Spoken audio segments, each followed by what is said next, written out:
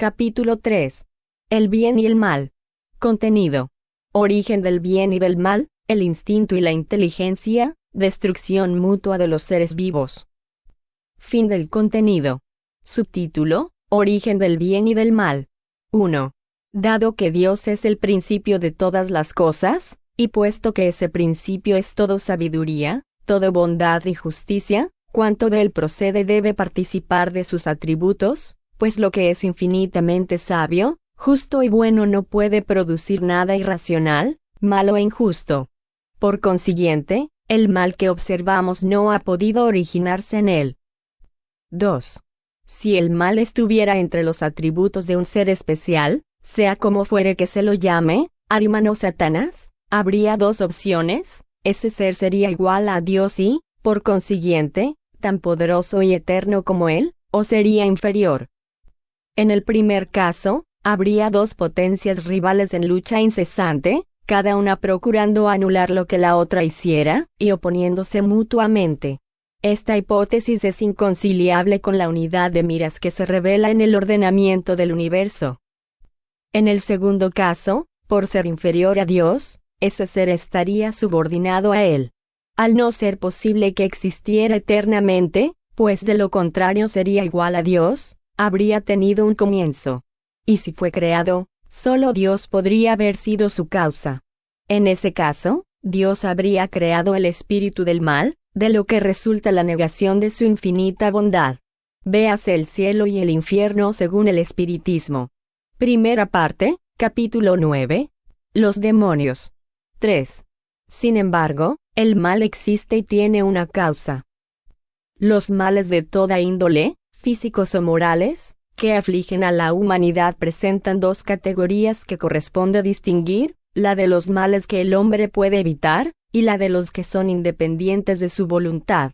Entre estos últimos, es preciso que se incluyan las calamidades naturales. El hombre, cuyas facultades son limitadas, no puede penetrar ni abarcar el conjunto de los designios del Creador, juzga las cosas desde el punto de vista de su personalidad, de los intereses falsos y convencionales que creó para sí mismo, y que no pertenecen al orden de la naturaleza. Es por eso que a menudo le parece perjudicial e injusto aquello que consideraría equitativo y admirable si conociera su causa, su objetivo, el resultado definitivo.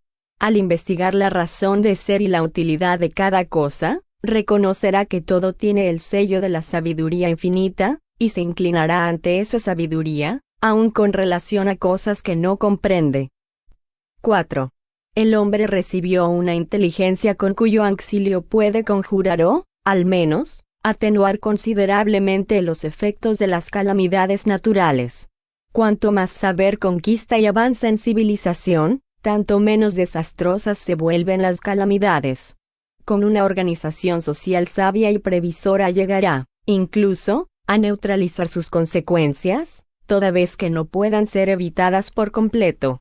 De ese modo, aun con referencia a las calamidades que tienen una utilidad para el orden general de la naturaleza y para el futuro, pero que ocasionan daños en el presente, Dios otorgó al hombre los medios para que neutralizara sus efectos a través de las facultades con que dotó a su espíritu.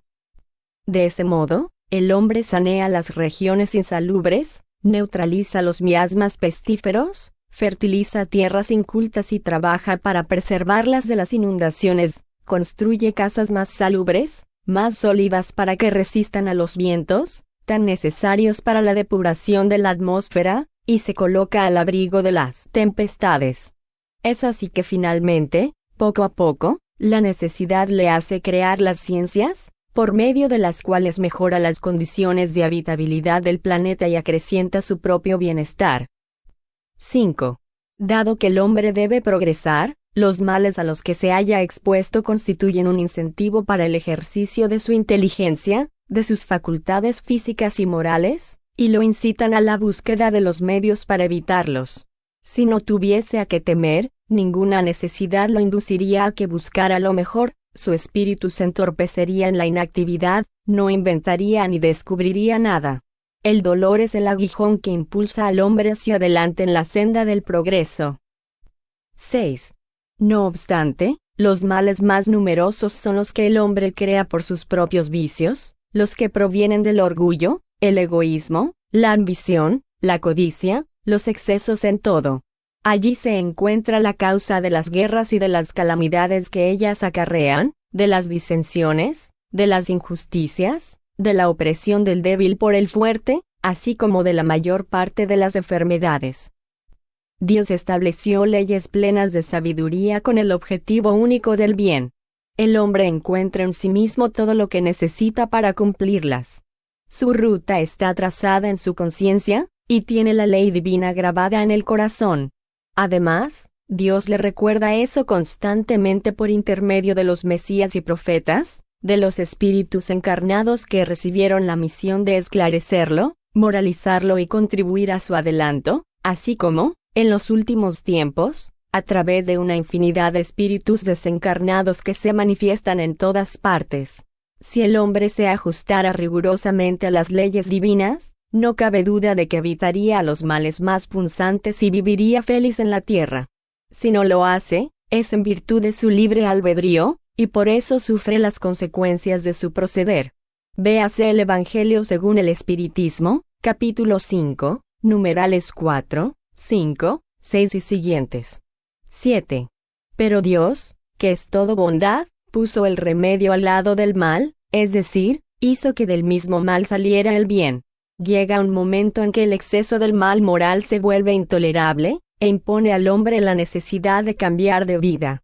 Instruido por la experiencia, se siente obligado a buscar en el bien el remedio que necesita, siempre en uso de su libre albedrío. Cuando toma un camino mejor, lo hace por su voluntad, y porque ha reconocido los inconvenientes del otro. La necesidad, pues, lo obliga a mejorar moralmente para ser más feliz, del mismo modo que lo indujo a mejorar las condiciones materiales de su existencia, véase el numeral 5. 8. Se puede decir que el mal es la ausencia del bien, como el frío es la ausencia del calor. Así como el frío no es un fluido especial, el mal tampoco es un atributo distinto, el uno es la antítesis del otro. Donde no existe el bien, forzosamente existe el mal. No practicar el mal ya es un comienzo del bien. Dios solo quiere el bien, el mal proviene exclusivamente del hombre. Si en la creación existiera un ser encargado del mal, nadie podría evitarlo. No obstante, como el hombre tiene la causa del mal en sí mismo, y como tiene al mismo tiempo el libre albedrío y la guía de las leyes divinas, podrá evitarlo siempre que lo desee. Tomemos un hecho común a modo de comparación. Un propietario sabe que en el confín de sus tierras hay un sector peligroso, y que quien se aventurase dentro de él podría perecer o sufrir una herida. ¿Qué hace a fin de prevenir los accidentes? Manda colocar en las cercanías un aviso, para impedir que se avance más allá, a causa del peligro. Ahí está la ley, sabia y previsora. Pero si a pesar de eso, algún imprudente ignora el aviso, traspone el punto permitido y sufre un accidente, ¿de quién podrá quejarse sino de sí mismo? También sucede eso con respecto al mal, el hombre lo evitaría si observara las leyes divinas. Dios, por ejemplo, puso un límite para la satisfacción de las necesidades. La saciedad es una advertencia para el hombre, si él supera ese límite, lo hace voluntariamente. Por consiguiente, los vicios, las enfermedades, la muerte que de ahí pueden resultar provienen de su imprevisión, y no de Dios. 9. Puesto que el mal es el resultado de las imperfecciones del hombre, y como el hombre ha sido creado por Dios, se alegará que Dios ha creado, si no el mal, al menos la causa de éste. Si Dios hubiese creado perfecto al hombre, el mal no existiría. Si el hombre hubiese sido creado perfecto, tendería fatalmente al bien. Pero sucede que, en virtud de su libre albedrío, no tiende fatalmente ni al bien ni al mal. Dios ha querido que estuviese sujeto a la ley del progreso, y que ese progreso fuese el fruto de su propio trabajo, a fin de que tuviera el mérito de éste, de la misma manera que le cabe la responsabilidad del mal que practique por su propia voluntad. Por lo tanto, la cuestión consiste en averiguar cuál es, en el hombre, el origen de su propensión al mal. 11. Nota de Allan Kardec. 11. El error consiste en pretender que el alma haya salido perfecta de manos del Creador, cuando Él, por el contrario, quiso que la perfección fuese resultado de la purificación gradual del espíritu y su propia obra. Quiso Dios que el alma, en virtud de su libre albedrío, pudiese optar entre el bien y el mal, y llegase a sus fines últimos a través de la lucha y la resistencia al mal. Si Dios hubiese creado al alma tan perfecta como Él, y al hacerla salir de sus manos la hubiese asociado a su beatitud eterna, entonces no la habría hecho a su imagen, sino semejante a sí mismo. Bonamy, Juez de Instrucción, La razón del espiritismo, capítulo 6. Fin de la nota. 10. Si se estudiaran las pasiones, e incluso los vicios, se vería que el origen de ambos se encuentra en el instinto de conservación. Ese instinto está presente con toda su fuerza en los animales y en los seres primitivos más próximos a la animalidad, en los cuales domina en forma exclusiva, puesto que en ellos todavía no existe el contrapeso del sentido moral. El ser no ha nacido aún a la vida intelectual. Por el contrario, el instinto se debilita a medida que la inteligencia se desarrolla, porque ésta domina a la materia. El destino del espíritu es la vida espiritual, pero en las primeras fases de su existencia corporal solo tiene que satisfacer necesidades materiales y, a tal fin, el ejercicio de las pasiones constituye una necesidad para la conservación de la especie y de los individuos, materialmente hablando. Con todo, una vez que ha superado ese período, se le presentan otras necesidades, al principio de carácter semimoral y semimaterial, y más tarde exclusivamente morales. Es entonces cuando el espíritu ejerce dominio sobre la materia, se libera de su yugo, avanza por la senda providencial y se aproxima a su destino final. Si, por el contrario, se deja dominar por ella, se atrasa y se identifica con los irracionales. En esa situación, lo que antes era un bien, porque era una necesidad de su naturaleza, se transforma en un mal, no solo porque ya no constituye una necesidad, sino porque se vuelve perjudicial para la espiritualización del ser. Mucho de lo que es una cualidad en el niño, se vuelve un defecto en el adulto. De ese modo, el mal es relativo, y la responsabilidad es proporcional al grado de adelanto. Todas las pasiones tienen, por lo tanto, su utilidad providencial, y si no fuera así, Dios habría hecho algo inútil e incluso nocivo. El abuso es lo que constituye el mal, y el hombre abusa en virtud de su libre albedrío.